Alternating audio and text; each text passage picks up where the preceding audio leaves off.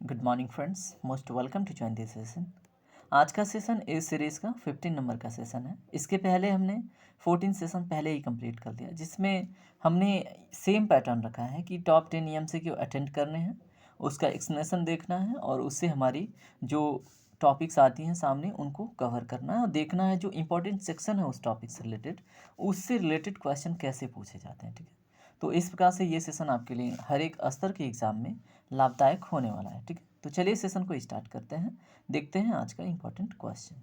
तो आपके सामने फर्स्ट क्वेश्चन आ चुका है, देखिए क्वेश्चन को पढ़िए। प्रधानमंत्री का 15 सूत्रीय कार्यक्रम निम्नलिखित में से किसके लिए है, बताइए। प्रधानमंत्री का 15 सूत्रीय कार्यक्रम, ठीक है, गरीबों के लिए, बेरोजगारों के लिए, अनुसूचित जनजाति के लिए, अल्पसंख्यक के लिए, बताइए। अगर आपको पता हो तो ठीक है, नहीं तो मैं बताता हूँ। इसका सही जवाब है ऑप्शन नंबर डी, अल्पसंख्यकों के लिए प्रधानमंत्री का 15 सूत्रीय कार्यक्रम जारी हुआ। ठीक है, इसमें क्या है, लोगों को शिक्षा का व्यवस्था देना है ना। इस कार्यक्रम 15 सूत्रीय कार्यक्रम में माइनॉरिटीज़ को क्या करना, एम्पावर करना एजुकेशन के सेक्टर में।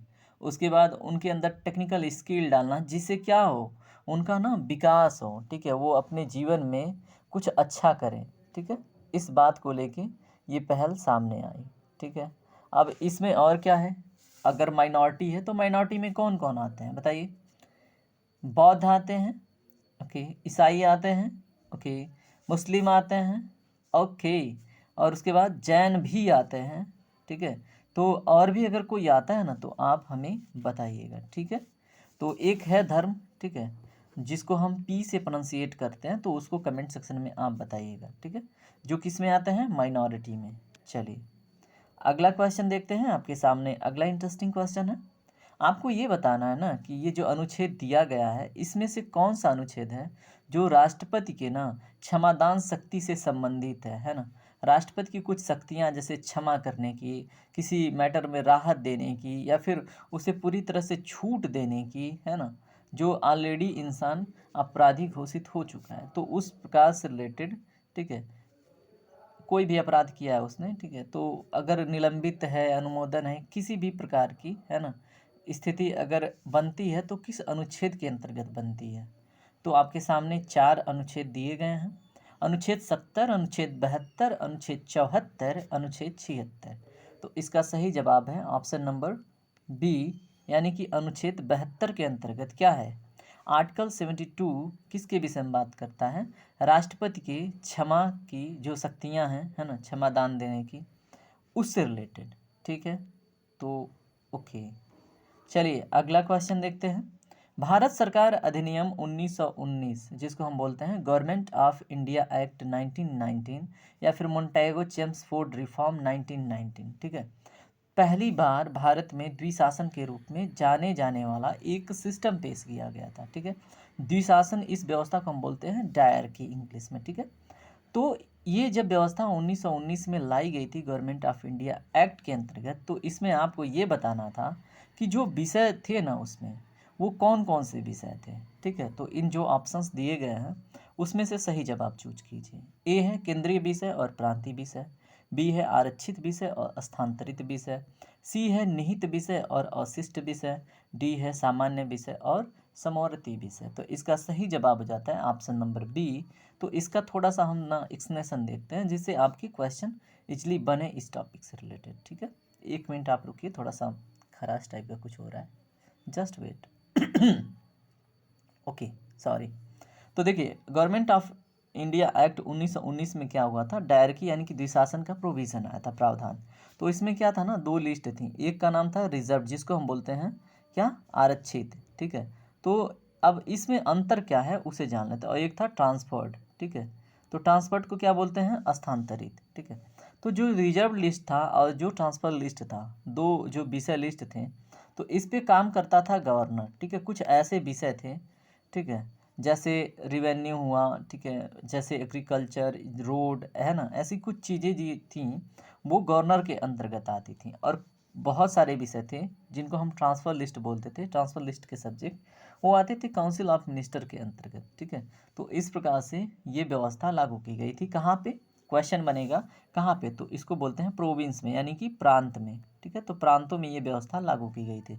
लेकिन अब यहाँ पे देखिए आता है गवर्नमेंट ऑफ इंडिया एक्ट 1935। ठीक है, यानी कि भारत सरकार अधिनियम 1935 आता है।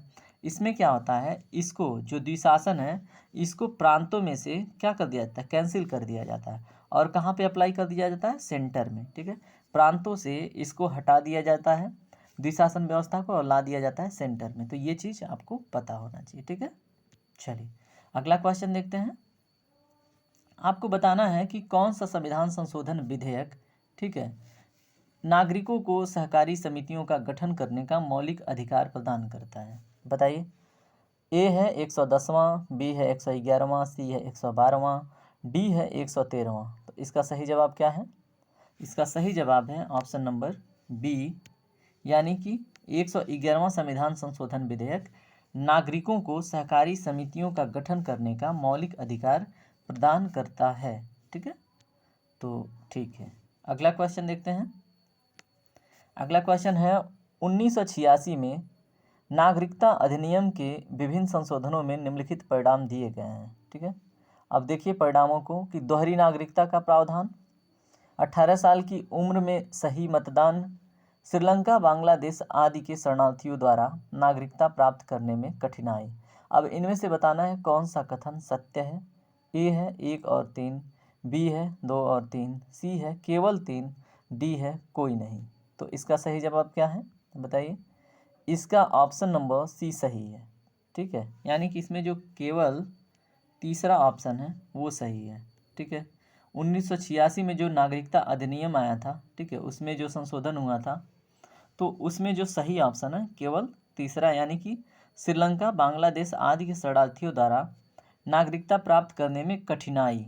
ठीक है, तो ये क्या था, सही कथन था, सही स्टेटमेंट था।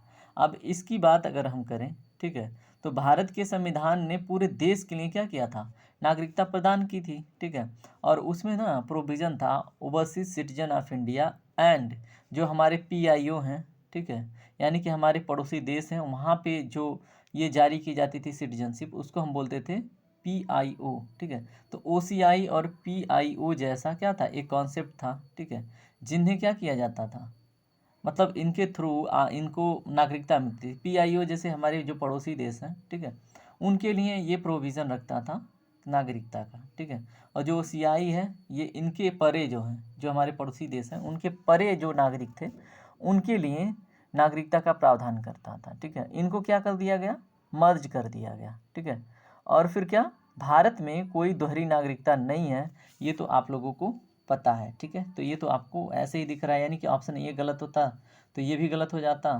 ठीक है, अब देखिए इसमें, ठीक है, भारत में कोई दोहरी नागरिकता नहीं है, ये तो आपको पता है। जो लोग इन श्रेणियों में हैं वे मतदान अधिकारों का प्रयोग नहीं कर सकते। ठीक है, जो ओसीआई और पीआईओ की श्रेणी में हैं, जो इसके थ्रू नागरिकता ले रखे हैं, वो किसमें, इलेक्शन में मतदान नहीं कर सकते हैं। ठीक है, मतदान का अधिकार संवैधानिक है। ठीक है, और जो 61वें संविधान संशोधन जिसमें किया गया था क्या, मताधिकार का आयु 21 से कितना कर दिया गया था, 18 वर्ष। ठीक है, तो कौन संविधान संशोधन है, 61वां। ठीक है, जिसमें क्या किया गया था, मताधिकार का जो आयु था उसमें क्या किया गया, पहले 21 था, 21 से घटा के 18 कर दिया गया। ठीक है, तो ये टॉपिक और ये क्वेश्चन यहीं पे कंप्लीट होता है। देखेंगे अगला। निम्नलिखित में से किन बिलों के लिए संसद के दोनों सदनों की संयुक्त बैठक करके गतिरोध को हल करने के लिए कोई संवैधानिक प्रावधान नहीं है, बताइए। आपको बताना है जो बिल दिए गए हैं इसमें संसद के दोनों सदनों की संयुक्त बैठक करके जो गतिरोध होती है उसको हल करने के लिए संवैधानिक प्रावधान नहीं है। तो ए है साधारण विधेयक, बी है धन विधेयक, सी है संविधान संशोधन विधेयक, डी है 2 और 3। तो इसका सही जवाब क्या है, इसका सही जवाब है ऑप्शन नंबर डी। ठीक है, इसमें जो साधारण विधेयक है और धन विधेयक ये क्या है, संवैधानिक प्रावधान नहीं है। ठीक है, तो हम क्या कर सकते हैं, इनके लिए मतलब कोई संवैधानिक प्रावधान नहीं है। साधारण विधेयक और धन विधेयक का किस पे, ज्वाइंट होता है ना, संयुक्त बैठक, तो इस प्रकार का प्रावधान कॉन्स्टिट्यूशन में मेंशन ही नहीं है। ठीक है, तो चलिए, साधारण विधेयक और धन विधेयक पे तो आनी ही नहीं है। चलिए अगला देखते हैं। सीमा प्रबंधन विभाग किस मंत्रालय के अंतर्गत विभाग है? अच्छा, यहाँ पे एक चीज़ आया है ना, तो उसे हम समझ लेते हैं। ये सामने आया है, तो जो संवैधानिक संशोधन है ना, जैसे संविधान में संशोधन का प्रावधान, ठीक है, ये कहाँ से लिया गया है? ठीक है, तो ये अफ्रीकन कॉन्स्टिट्यूशन से लिया गया, साउथ अफ्रीका का कॉन्स्टिट्यूशन से लिया गया है। क्या? संविधान संशोधन का प्रावधान। ठीक है, अब उसके बाद अगर आपसे क्वेश्चन बनता है कि ये जो ज्वाइंट संयुक्त बैठक है ना, किस अनुच्छेद के अंतर्गत आती है? तो 108वें अनुच्छेद में ये मेंशन है कि अगर जैसे किसी कॉन्स्टिट्यूशन अमेंडमेंट, जैसे मान लीजिए किसी मतलब संविधान संशोधन से रिलेटेड कोई विषय है, ठीक है, उससे रिलेटेड कोई बिल है, किसी आर्टिकल में कोई परिवर्तन करना है, तो उससे रिलेटेड ज्वाइंट, ठीक है, ज्वाइंट कमेटी बुलाई जाती है, किसका? लोकसभा और राज्यसभा का या पार्लियामेंट का। ठीक है, तो इसमें क्या होता है, संयुक्त बैठक में 108वां आर्टिकल सामने आता है, और ये कहाँ से लिया गया है? ऑस्ट्रेलिया के कॉन्स्टिट्यूशन से। ठीक है, कहाँ से? ऑस्ट्रेलिया के कॉन्स्टिट्यूशन से। और इसको एड्रेस कौन करते हैं? प्रेसिडेंट। ठीक है, और इसका चेयरमैनशिप कौन देखता है? लोकसभा का स्पीकर। ठीक है, तो ये अब जाके ये ये क्वेश्चन कंप्लीट हो गया। चलिए अगला क्वेश्चन देखते हैं। सीमा प्रबंधन विभाग किस मंत्रालय के अंतर्गत विभाग है? बताइए। रक्षा मंत्रालय, गृह मंत्रालय, विदेश मंत्रालय, सड़क परिवहन मंत्रालय।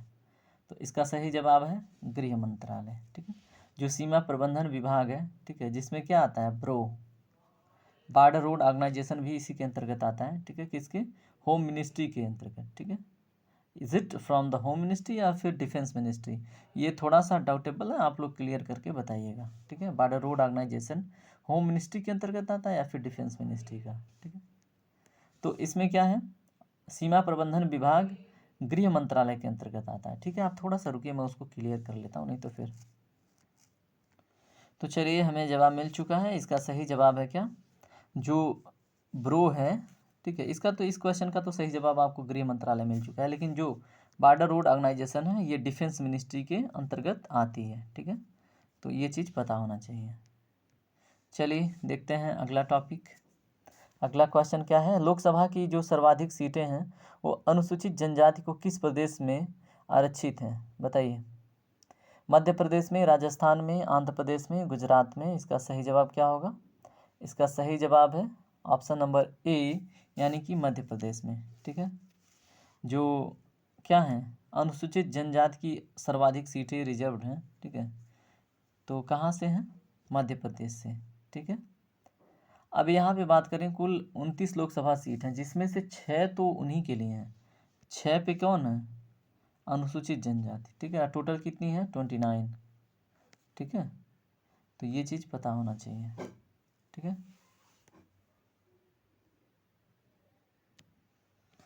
अगला क्वेश्चन देखिए। भारत ध्वज संहिता के प्रावधानों के अनुसार भारतीय निकाय के मानकों को लागू करने के लिए आपको बताना है निम्नलिखित निकायों में से कौन सा प्रभारी है? बताइए। भारतीय ध्वज संहिता के प्रावधानों के अनुसार भारतीय निकाय के मानकों को लागू करने के लिए निम्नलिखित निकायों में से कौन सा प्रभारी है? इसका सही जवाब है भारतीय मानक ब्यूरो, यानी कि इंडियन स्टैंडर्ड ब्यूरो। ठीक है, चलिए अगला क्वेश्चन देखते हैं। भारत में गार्जियन ऑफ पब्लिक पर्स किसे कहा जाता है? नियंत्रक और महान्यायवादी को, वित्त मंत्री को, सार्वजनिक लेखा समिति का चेयरमैन, प्रधानमंत्री। इसको इंग्लिश में हम क्या बोलते हैं? कॉम्प्ट्रोलर एंड, यहाँ देखिए अटॉर्नी लिखा हुआ है पहले ऑप्शन में, है ना, तो वो तो पहले ही गलत हो जाता है। ठीक है, तो नियंत्रक और महान्यायवादी नहीं है, महालेखा परीक्षक है। ठीक है, गार्जियन ऑफ पब्लिक पर्स में जो महान्यायवादी लिखा हुआ है, ये लाइन ही गलत है। ठीक है, वित्त मंत्री, फिनेंस मिनिस्टर नहीं, सार्वजनिक लेखा समिति के चेयरमैन नहीं, मतलब इसको क्या बोलते हैं? पब्लिक अकाउंट कमेटी का चेयरमैन, और यह प्राइम मिनिस्टर। तो इसमें सही जवाब है ना, तो ये हो सकता था, लेकिन यहाँ पे अगर नन ऑप्शन होता तो नन होता, क्योंकि ये महान्यायवादी नहीं होते हैं, नियंत्रक और महालेखा परीक्षक होते हैं। गार्जियन ऑफ पब्लिक पर्स जो संविधान के अनुच्छेद कितने में है? 148 में मेंशन है। ठीक है, तो कैग का प्रोविजन संविधान के किस में है? कंट्रोल एंड ऑडिटर, तो 148 आर्टिकल में है। उसके बाद जो कैग होता है उसका कार्यकाल कितना होता है? 6 वर्ष, ठीक है। और क्या होता है, अगर इनको ना इनके पोस्ट से हटाना है तो जैसे सुप्रीम कोर्ट या हाई कोर्ट के जज को हटाया जाता है ना, प्रोसीजर ऑफ रिमूवल लगा के, तो वैसे ही कैग को भी हटाया जाएगा, ठीक है। तो ये थे आज के इम्पोर्टेंट क्वेश्चन। अभी 191वां क्वेश्चन देखिए। जम्मू कश्मीर राज्य की विधान शक्तियाँ उन मामलों के विस्तार नहीं करती जिनके संबंध में संसद के पास भारत के संविधान के तहत राज्यों के लिए कानून बनाने की शक्ति है। तो आपको बताना है निम्नलिखित में से कौन सा प्रावधान सही है और किस में है, ठीक है। तो बताइए, भारत का संविधान का भाग 6, भारत का संविधान अनुच्छेद 370, भारत का संविधान अनुच्छेद 238, जम्मू कश्मीर का संविधान। तो इसका सही जवाब क्या होगा? आपसे क्वेश्चन पूछा गया, जम्मू कश्मीर राज्य की जो विधान शक्तियाँ हैं उन मामलों के लिए विस्तार नहीं करती जिनके संबंध में संसद के पास भारत के संविधान के तहत राज्यों के लिए कानून बनाने की शक्ति है। उपर्युक्त प्रावधान निम्नलिखित में से किस में से है? तो इसका सही जवाब है option number D, Jammu Kashmir का प्रावधान, ठीक है। ओके, तो याद रखिएगा ये बात। चलिए अगला क्वेश्चन देखते हैं। आपको निम्नलिखित पर ध्यान देना है और ये देखना है, जीवन और स्वतंत्रता का अधिकार, धर्म की स्वतंत्रता का अधिकार, कानून के सम्मुख समानता और विचार और अभिव्यक्ति की स्वतंत्रता का अधिकार। आपको ये बताना है इनमें से कौन से अधिकार विदेशियों को नहीं दिए जाते हैं, ठीक है। तो ए है 2 और 4, बी है केवल 2, सी है केवल 4, डी है 1 2 3 4। तो इसका सही जवाब क्या है? इसका सही जवाब है ऑप्शन नंबर सी, यानी कि केवल 4, ठीक है। जो विचार और अभिव्यक्ति की स्वतंत्रता का अधिकार है ये विदेशियों को नहीं दिया जाता है, लेकिन जीवन और स्वतंत्रता का अधिकार दिया जाता है, धर्म की स्वतंत्रता का अधिकार दिया जाता है, कानून के सम्मुख समानता का भी अधिकार दिया जाता है, ठीक है। देखिए, तो इसका ऑप्शन नंबर सी सही हो जाता है कि विचार और अभिव्यक्ति की स्वतंत्रता का अधिकार नहीं दिए जाते हैं, ठीक है। अब इसका थोड़ा सा क्या देखें हम डिटेल, तो इसमें देखिए क्या है, 15, 16 और 19 की बात करें तो ये मौलिक अधिकार केवल भारतीयों के लिए हैं। कौन कौन? 15, 16, 19, 29, 30, ठीक है। ये केवल भारतीयों के लिए हैं, ठीक है। अब इसमें देखिए क्या है, कानून विचार और अभिव्यक्ति की स्वतंत्रता का अधिकार, तो ये आर्टिकल 19 में है, तो ये अधिकार विदेशियों को नहीं दिया जाएगा, ठीक है। तो यही बात है। चलिए अगला क्वेश्चन देखिए। भारत के प्रधानमंत्री का आवास 7 रेस कोर्स रोड साधारण रूप से किस नाम से जाना जाता है? ए है अनुग्रह, बी है चित्रकूट, सी है पंचवटी, डी है पियो निवास। इसका सही जवाब क्या होगा बताइए? प्रधानमंत्री के आवास 7 रेस कोर्स रोड है, सॉरी कोर्स कार्ड बोल रहा हूँ। तो बताइए इसका सही जवाब है पंचवटी, ठीक है। इसका ऑप्शन नंबर सी क्या होगा? राइट आंसर होगा, ठीक है। तो भारत के प्रधानमंत्री के आवास को साधारण रूप से पंचवटी कहा जाता है। चलिए अगला क्वेश्चन देखिए। भारत के निर्वाचन आयोग द्वारा राजनीतिक दलों और उम्मीदवारों के मार्गदर्शन के लिए आदर्श आचार संहिता के अनुसार वे मतदान के करीब तय किए घंटों के साथ समाप्त होने वाले घंटों की अवधि के दौरान सार्वजनिक मीटिंग नहीं कर सकते। बताइए, जैसे मान लीजिए निर्वाचन आयोग द्वारा किया गया राजनीतिक दलों और उम्मीदवारों के मार्गदर्शन के लिए एक आदर्श आचार संहिता लागू कर दिया, ठीक है। वे मतदान के करीब तय किए गए घंटे के साथ समाप्त वाले घंटों की अवधि के दौरान, तो बताइए कितने घंटों के लिए होती है? तो इसका जवाब बताइए। 12, 24, 36, 48। इसका सही जवाब क्या होगा? 48, ठीक है।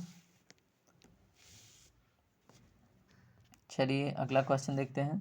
अगला क्वेश्चन है, भारत के संविधान के निम्नलिखित अनुसूची में कौन सा नया राज्य बनाने के लिए संशोधित किया जाता है? बताइए, यहाँ पे बात हो रही है नया राज्य, ठीक है, बिल्कुल फ्रेश। तो पहली अनुसूची, बी है दूसरी अनुसूची, उसके बाद तीसरा क्या है? चौथी अनुसूची, तीसरी अनुसूची, चौथी अनुसूची। इसका सही जवाब क्या है? इसका सही जवाब बताइए। पहली अनुसूची, ठीक है। नए राज्य बनाने के लिए जो संशोधित किया जाता है वो किसमें किया जाता है संशोधन? पहली अनुसूची में संघ और राज्य का वर्णन है, ठीक है, और राज्य का डिफिनीशन भी है। लेकिन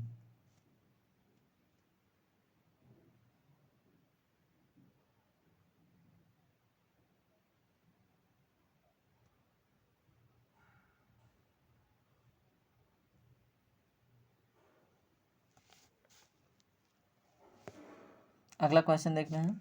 निम्नलिखित धार्मिक समुदाय पर विचार कीजिए। सिख, बौद्ध, जैन, पारसी, इनमें से बताना है अल्पसंख्यकों का दर्जा किसे मिला है। ठीक है, अभी थोड़ी देर पहले ही हमने देखा था, तो इसका सही जवाब है ऑप्शन नंबर डी, यानी कि सिख, बौद्ध, जैन, पारसी चारों को मिला है।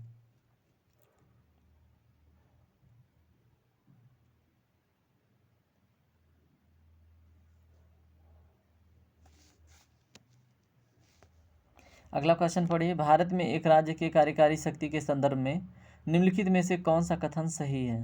कार्यकारी के संबंध में बताइए। राज्य की कार्यकारी शक्ति राज्यपाल में निहित है। राज्य में वास्तविक कार्यकारी प्राधिकरण मंत्रिपरिषद है। राज्य में सभी कार्यकारी निर्णयों को मुख्यमंत्री के नाम पर लिया जाता है।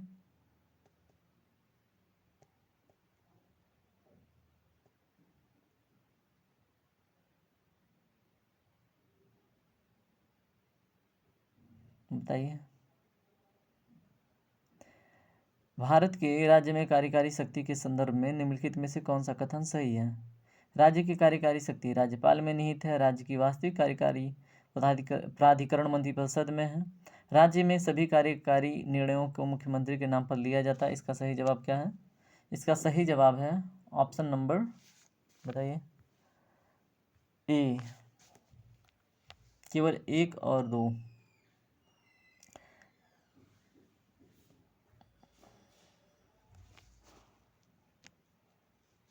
देखते हैं अगला क्वेश्चन। बताना है भारतीय संविधान के किस अनुच्छेद के तहत लोकसभा में अनुसूचित जनजाति और जनजातियों के लिए आरक्षण दिया गया है? बताइए।